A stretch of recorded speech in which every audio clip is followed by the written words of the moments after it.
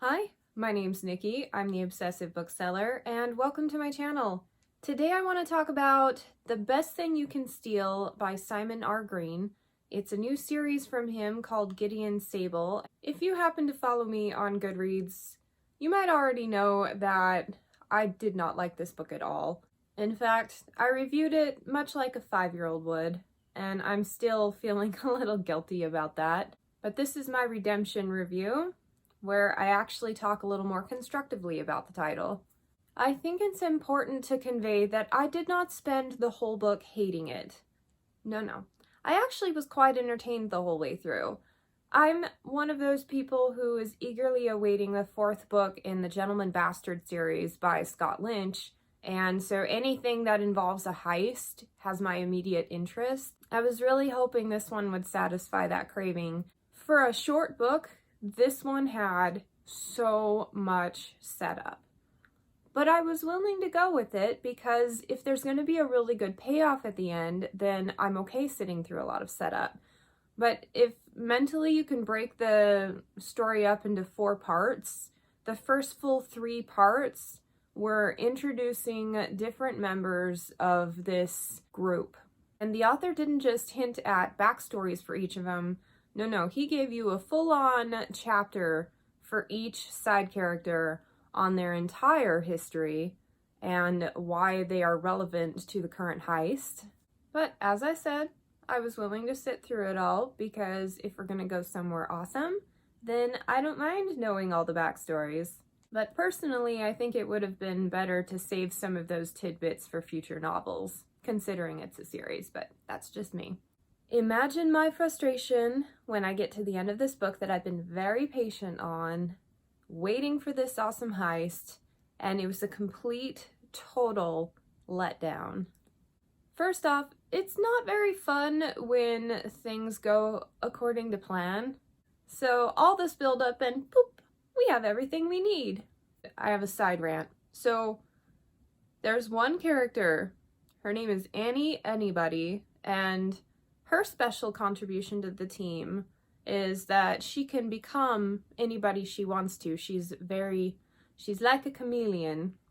Oh, also, technology responds to her and wants to do anything to please her.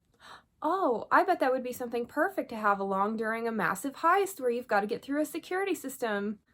How convenient. I think what bothers me most about that is it's so contrived.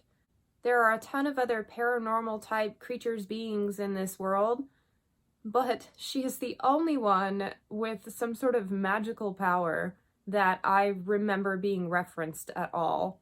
And the fact that she already has this chameleon ability on top of everything, it just feels like it was thrown in as an afterthought to avoid having to work too hard on the plot. And incidentally, I have a suggestion. If there were no technologies in this world, which, let's face it, it's kind of a ridiculous world to begin with, so anything is plausible, then you wouldn't have needed a security system to get past.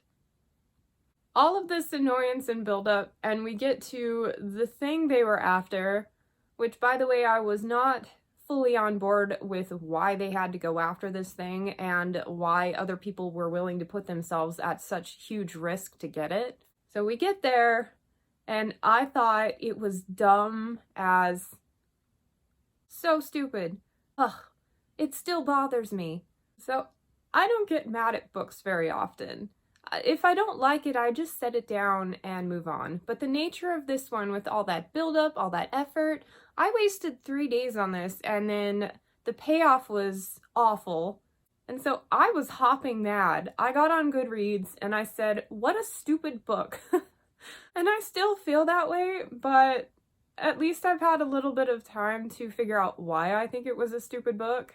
The choices within just really bothered me, and had I known where it was going to end up, I would not have spent that much time on it. There are a lot of high ratings for this book. I seem to be in the minority here. So take my rant with a grain of salt. Apparently, it worked for a lot of people.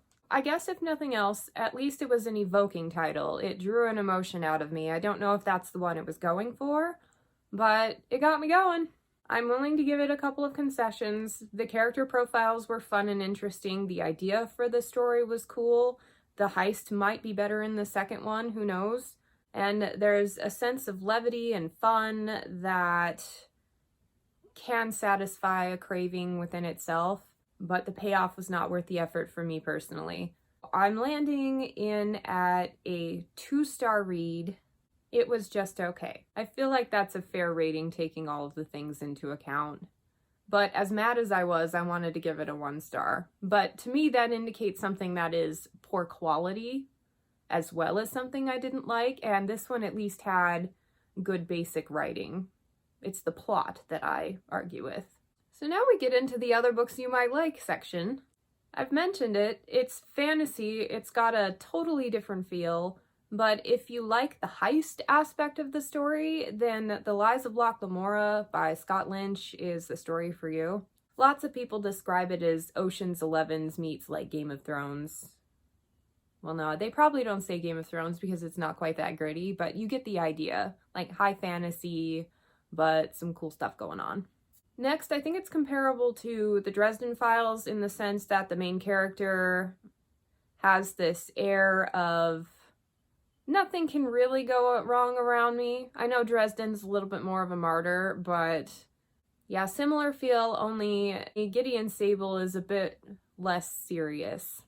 And to that end, a couple of the Vlad Tolstoy books would be a good comparison for main character, unconventionality of story, and kind of random interesting side characters. Probably the unconventionality and the voice are the two things that I've noticed were crossover for both.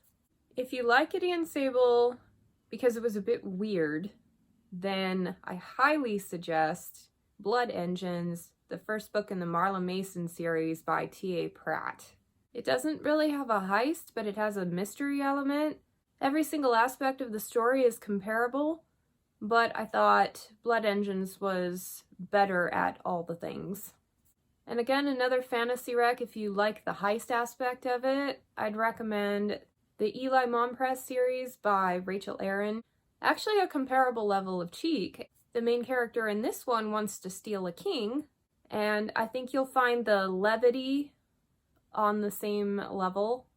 Only this one's in a fantasy world and Gideon Sable is in London. Thank you so much for joining me on this review. I really appreciate those who take the time to watch them, and I hope to catch you next time. Bye.